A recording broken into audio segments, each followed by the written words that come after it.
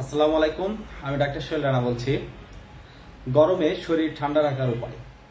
শশা, যে কোনো মৌসুমী শশা শরীরের জন্য স্বাস্থ্যকর, তবে গরমকালে শশার সালাদ অবশ্যই খাওয়া উচিত। এতে শরীর ঠান্ডা থাকে, ডিহাইড্রেশন হয় না এবং ওজন নিয়ন্ত্রণে রাখে। তরমুজ, তরমুজে 92% পানি। তরমুজ শরীর যেমন ঠান্ডা রাখে, তেমনি ত্বক ও চুল সুন্দর রাখতে সহায়তা করে। গরমে আরেক স্বস্তিদায়ক পানীয় হলো ডাবের পানি।